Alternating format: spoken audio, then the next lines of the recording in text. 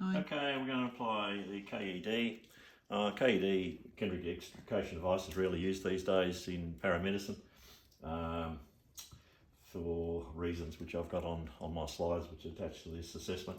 But generally speaking, is that it just takes too long, and there's no great difference in a patient either self-extricating or being assisted to be extricated from a vehicle, for instance, compared to the time involved in applying one of these. However, they're used in defence.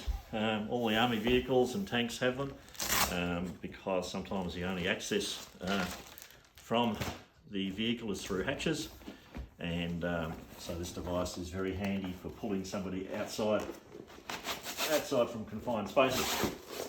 So it's essentially a vest that acts like a splint. So we have some malleable metal through here that provides robust stiffness. We have some head straps and chin straps as well, and we have a backboard. It's pretty well colour coded, so what we need to do is we need to undo all the straps that we have here.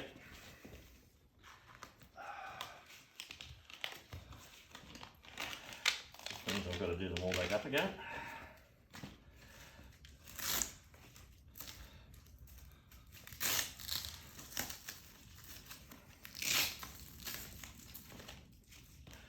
So we have 3 chest straps and corresponding buckles on the other side, and we have two straps which go underneath the legs, pelvic straps that go underneath the legs, and these are the buckles for that. All right.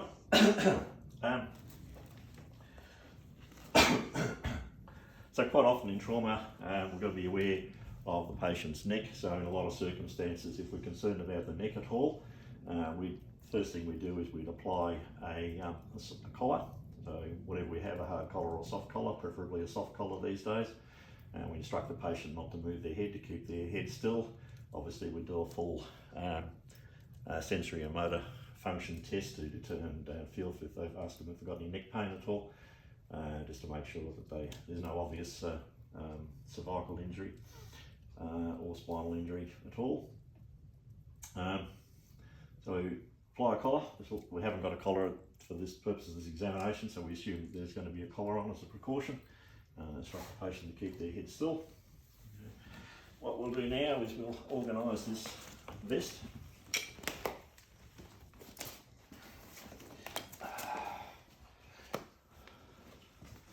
Okay, and we slip that behind the patient. Like that. Again, it's great if you've got extra people to help you. Okay, and what we now need to do is to fold these flaps underneath the patient's arms. Okay, and apply at least one of the chest straps to the corresponding colour on the other side, like that. Okay, and pull that fairly firm. The same with the green strap.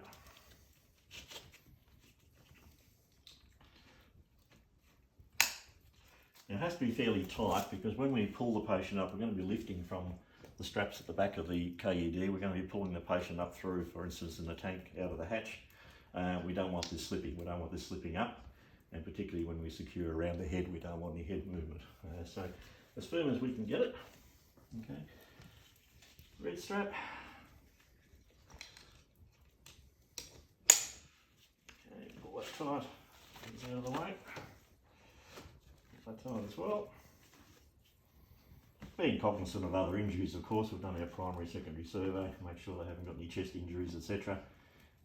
In which case you may wish to not use the KED, use other means to get the patient out as soon as possible if there's any life-threatening injuries. Okay, now our next thing that we need to organise is our straps that go under the legs. So this is fairly important to stop the KED from sliding up. And on the other side.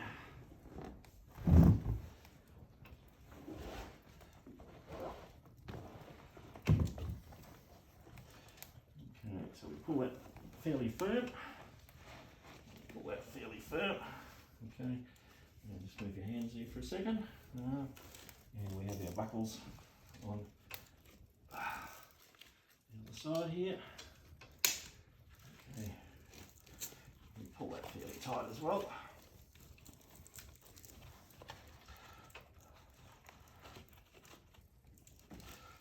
Same on the other side.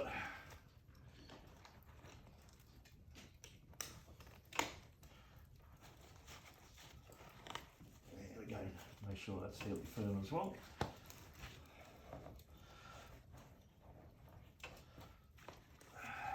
Okay. Now with the head, we can do a number of things. Okay, this is not necessarily required, but we can, if we wish, we can slide that for extra padding at the back. We can slide that down the back like that. We can fold it over and use it for extra padding around the back of the neck like that to make that more comfortable, so we're not pulling the head all the way back like that. So that's fairly useful to hold that in place again. And next thing we have is our chin strap and our strap for the head.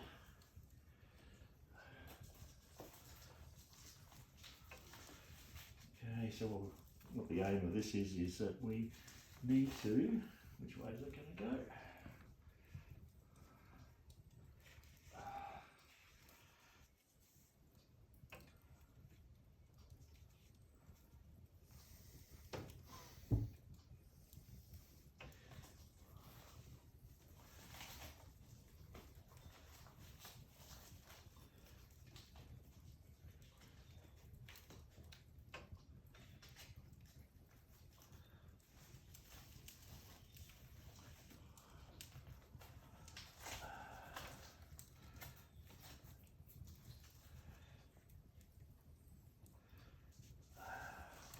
Trying to do it with one person.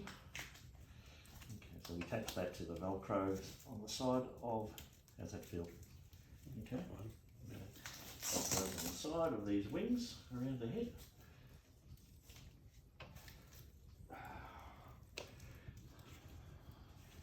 And the chin strap we can put around the chin as well, do the same thing.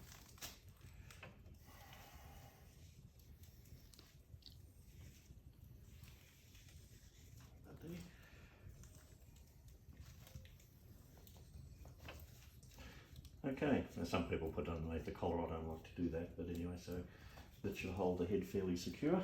Right.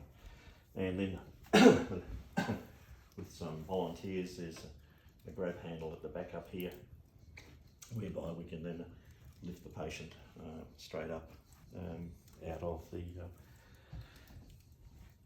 the confined space. Okay, how does that feel? There's some grab handles on the side here as well. So we have three grab handles, 2 on each side and 1 at the end up here. How does that feel? All right, okay.